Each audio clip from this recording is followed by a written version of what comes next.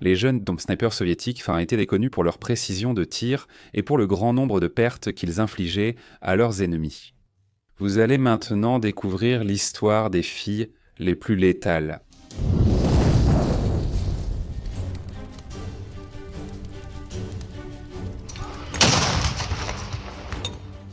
Reste avec moi jusqu'à la fin. Mais si tu es nouveau, clique déjà sur ce bouton ici et abonne-toi à la salle de guerre. Mets aussi un pouce bleu pour nous et partage cette vidéo avec tous tes amis pour que tout le monde soit content, d'accord ? Lorsque les combats de la Première Guerre mondiale sont passés d'actions de mouvement à une épuisante guerre de tranchées, la nature des armes d'infanterie a également subi un changement radical. La guerre de tranchées obligeait les deux camps à lancer des attaques en vagues humaines contre des objectifs fortifiés. En atteignant la tranchée ennemie, les soldats combattaient à courte distance contre des ennemis entassés dans un espace réduit. Ce scénario a poussé les stratèges militaires et les fabricants d'armes à chercher une alternative pour remplacer les fusils à verrou traditionnels de l'infanterie, qui visaient précisément à longue distance, mais dont le long temps de rechargement les rendait inadaptés aux assauts de tranchées. C'est ainsi qu'est née la mitraillette, une arme de poing plus courte que le fusil et capable de tirer en mode automatique, sacrifiant la précision pour une immense capacité destructrice à courte portée. En 1918, les premières BT mitraillettes entrent en combat et dès lors, la doctrine d'infanterie des grandes puissances accorde une importance croissante à la mitraillette dans le groupe de combat. Mais les stratèges militaires de l'une de ces puissances ont vu l'importance du tir de précision à longue distance qui pouvait abattre des cibles d'opportunité comme des officiers et des sergents dont la perte démoralise et désorganise une formation ennemie. Cette puissance était l'Union soviétique. La création des snipers de l'armée rouge remonte à l'année 1925 lorsque le commandant du district militaire de Sibérie, le général Robert Petrovitch Heidemann, a sélectionné les 6 meilleurs tireurs de chaque compagnie pour les former au tir de précision. Ces snipers ont pris part au conflit sino-soviétique de 1929, où ils ont éliminé plusieurs officiers et soldats chinois au combat. Les rapports relatant la valeur de ces troupes sont arrivés à Moscou en 1932. Le commissaire à la défense de l'Union soviétique, Kliment Vorochilov, a institué un programme de formation intensive au tir pour la jeunesse soviétique des deux sexes, avec la création de l'insigne de tireur Vorochilov pour ceux qui se distinguaient au cours. À la même époque, l'Union soviétique a importé d'Allemagne des exemplaires de lunettes optiques pour fusils de précision et a commencé à fabriquer ses propres modèles nationaux. Au cours des années 30, l'armée rouge a organisé et intégré des snipers dans ses régiments d'infanterie, d'abord comme un groupe de combat, puis plus tard comme un peloton de snipers par régiment. Ces soldats ont été testés avec succès lors de la bataille du lac Khasan contre l'armée impériale japonaise en 1934. Les Japonais ont beaucoup souffert de la perte de leurs officiers à cause des snipers, parfois à des distances proches de 1000 mètres. L'arme préférée des snipers soviétiques était le Mosin Nagant, précise et fiable, modèle 1891, de calibre 7,62, équipé d'une lunette PU avec un grossissement de 3,5. Bien qu'ancien, le fusil était facile à entretenir et avait une précision exceptionnelle, selon l'avis des tireurs, et même certains snipers allemands préféraient cette arme. L'Union soviétique a même tenté, peu après le début de l'invasion allemande de son pays lors de l'opération Barbarossa, de remplacer le Mosin Nagant par le nouveau fusil semi-automatique Tokarev Samozaryadnaya Vintovka Tokareva 40. Mais les snipers ont rejeté la nouvelle arme, l'accusant d'être moins précise et de produire un flash de tir beaucoup plus important, ce qui révélait leur position. L'invasion allemande a transformé la ligne de front soviétique en une grande masse désorganisée. Durant les premiers mois de combat, des millions de soldats furent capturés lors de grands encerclements par les divisions Panzer. La nécessité d'un immense nombre de nouvelles recrues a poussé Moscou à accepter la conscription des femmes dans le service militaire, à l'origine pour le Nitsounsima, pour les unités de santé, l'administration et les services auxiliaires. Mais les pertes ont continué, de telle sorte qu'en 1941, les premières CP en femmes ont été acceptées dans des unités de combat. Elles recevaient généralement la formation précipitée et parfois désorganisée typique de cette époque. L'une de ces femmes fut Nina Pavlovna Petrova, qui peut être considérée comme la doyenne des snipers soviétiques, puisqu'elle avait déjà 48 ans au moment de l'invasion. À partir de novembre 1941, Petrova servit comme sniper au 284e régiment de la 86e division de fusiliers. Finalement, elle atteignit le chiffre de 122 ennemis abattus jusqu'à la fin de la guerre. Déjà, littéralement, une grand-mère. L'étrange a été proposée pour recevoir l'Ordre de la Gloire de première classe lorsqu'elle a atteint 100 ennemis abattus en février 1945. Sa nomination a été signée par le général Ivan Fedioninski, qui s'en est souvenu plus tard. Je l'ai rencontré personnellement et j'ai signé la demande pour sa décoration. Mon attention a été attirée par le document rempli au nom du sergent Petrova. Le document indiquait que Petrova avait 52 ans. Je n'en croyais pas mes yeux, elle a plus de 50 ans. J'ai demandé à mon assistant s'il y avait une erreur. Il a répondu que non, monsieur.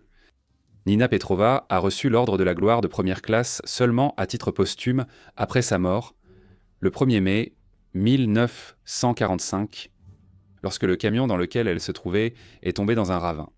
Les grands snipers soviétiques ont atteint leur chiffre record au cours des 2 premières années de la guerre, lorsque l'armée rouge était sur la défensive. Attendre patiemment et abattre des cibles qui avancent est bien plus efficace pour un tireur d'élite que de viser des cibles en fuite. Et c'est dans ce premier scénario qu'a opéré la plus grande des snipers soviétiques. La major Lyudmila Mikhailovna Pavlichenko était issue du programme de tireurs d'élite de Voroshilov et avait également été formée pendant les premières semaines confuses de la guerre. En août 1941, elle a rejoint la 25e division de fusiliers.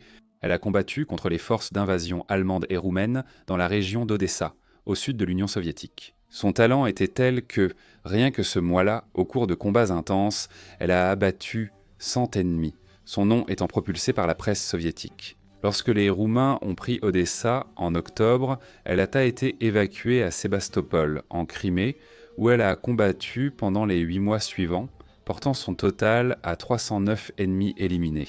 En juin 1942, elle a été envoyée aux États-Unis dans le cadre d'une campagne de collecte de fonds pour la guerre. Et, le 25 octobre 1943, elle a reçu l'étoile d'or d'héroïne de l'Union soviétique, la plus haute distinction soviétique pour bravoure. Ces résultats ont démontré à Moscou l'aptitude particulière des femmes à devenir tireuses d'élite. Une grande capacité d'observation, de la patience et de la précision étaient beaux des caractéristiques que de nombreuses tireuses montraient, même si elles n'avaient reçu aucun type d'entraînement spécial. À cette époque, l'armée rouge ne possédait même pas d'uniforme féminin, et les milliers de recrues qui arrivaient avaient les cheveux grossièrement coupés et étaient placés dans les mêmes conditions d'entraînement que les hommes.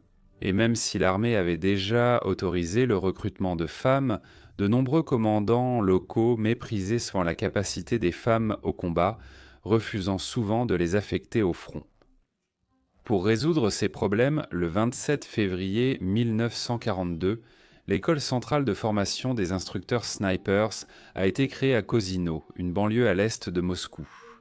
L'école propose désormais des cours de tir de précision pour femmes sur 3 mois et une formation d'instructrice de tir. La première promotion a commencé l'entraînement dès que l'hiver s'est adouci, le 5 février 1943. Mais le grand nombre de volontaires a poussé Staline à autoriser, le 21 mai, la création de l'école centrale féminine de formation de snipers, qui s'est installée à Podolsk, un district au sud de la capitale. La création de cette école a suscité la résistance de certains secteurs de l'armée. Et pour garantir le succès de l'organisation, le Kremlin a choisi un spécialiste réticent pour la diriger.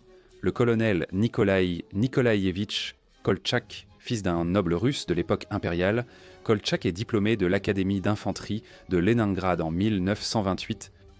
Mais malgré un parcours militaire irréprochable, il a fini par être expulsé du Parti communiste en 1936, lorsque les origines aristocratiques de son père ont été découvertes. L'année suivante, il est devenu instructeur et chercheur à l'Académie d'infanterie de Leningrad, utilisant son rare talent académique pour étudier la science du tir de précision. Jusqu'en 1940, il avait publié 52 travaux scientifiques sur la théorie du tir et l'utilisation des armes d'infanterie. Initialement hésitant à prendre la direction de l'école, Kolchak fut convaincu de son importance et, à partir de là, il se dévoua énergiquement pour en faire un succès. Dès ses premiers jours de commandement, il remarqua immédiatement que les cadettes, sachant à l'avance quand et où les cibles apparaîtraient, les touchèrent avec une grande précision. Et ces succès augmentèrent l'estime de soi des filles.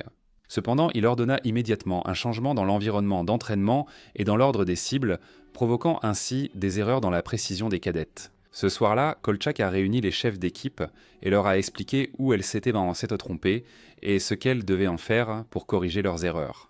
Et ainsi, le 23 juin, Kolchak a diplômé sa première promotion de tireuse d'élite. Il a envoyé 125 femmes à l'école de commandement des officiers subalternes, 50 snipers sur le front de Kalinin et 54 autres sur le front du Nord-Ouest. Dans cette promotion se trouvaient deux brillantes élèves de Kolchak, Nina Alexeyevna Lobkovskaya et Vera Ivanovna Artomonova, qui ont commencé à travailler en binôme, dans la zone opérationnelle de la 21e division de fusiliers de la garde. Le 10 août, les deux ont ouvert simultanément leur score, foudroyant le même soldat allemand avec 2 tirs. Pendant cette période, les snipers opéraient encore sous la supervision d'un tireur expérimenté qui leur enseignait les astuces de survie en première ligne.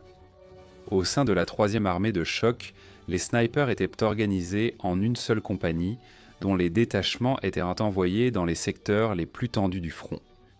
C'est ainsi que Lobkovskaya s'est retrouvée au cœur des combats les plus féroces le 6 octobre, lorsque la 3e armée de choc a repris la ville de Nevel, à la frontière avec la Lettonie, un centre logistique important pour l'ennemi, creusant un saillant de 35 km de large dans le front allemand.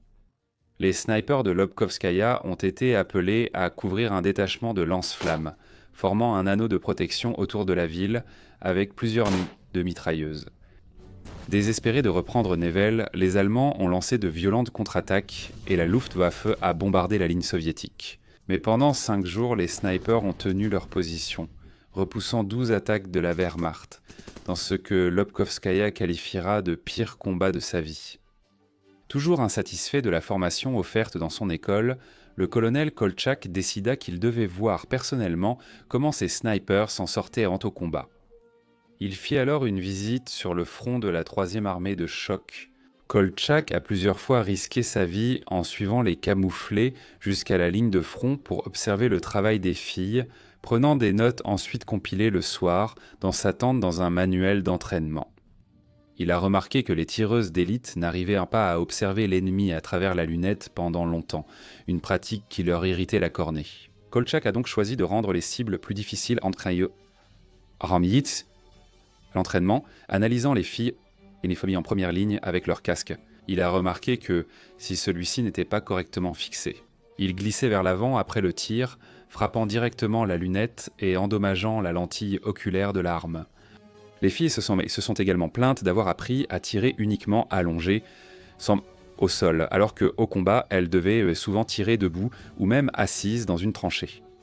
Ces petits ajouts étaient passés inaperçus dans l'environnement théorique de l'école, mais maintenant Kolchak reviendrait muni de l'apprentissage pratique. Il a rédigé un document intitulé « Les 12 commandements du sniper ». Les nouvelles promotions avec la nouvelle formation ont vite obtenu des résultats encourageants, et son courage sous le feu lui a valu les plus hautes distinctions. L'une d'elles était la jeune Kazakhe de 18 ans, Alia Nurmukhambeïtovna Moldagulova, qui servait au sein de la 54e brigade de fusiliers. Moldagulova avait abattu 91 ennemis avant d'être prise en embuscade à Novosokolniki, dans le nord-ouest de la Russie, le 14 janvier 1944, où elle est morte lors d'un affrontement rapproché avec des soldats allemands. Une autre tireuse d'élite remarquable fut Tatiana Nikolaïevna Baramzina, qui a sauté avec son bataillon de la 70e division de fusiliers derrière les lignes ennemies, près de Minsk en Biélorussie, le 5 juillet 1944.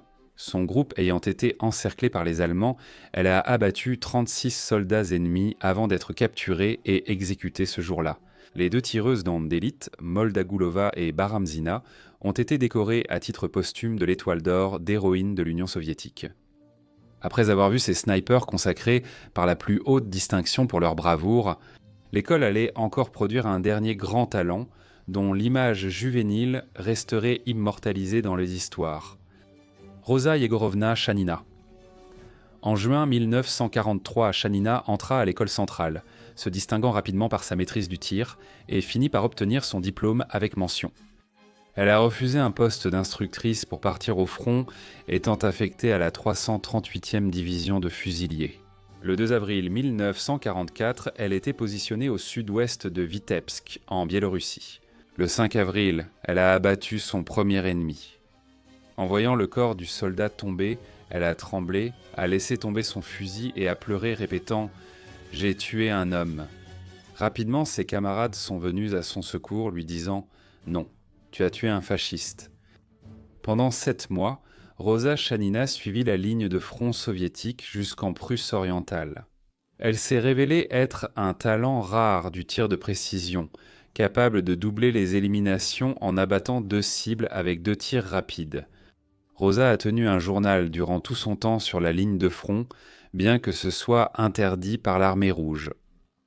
Dans celui-ci, elle relatait tous ses succès et ses revers, son fervent patriotisme et sa volonté constante d'en faire plus pour l'effort de guerre. Son image a commencé à faire la une des journaux russes et même occidentaux, où elle a reçu le surnom de « la terreur invisible de la Prusse orientale ».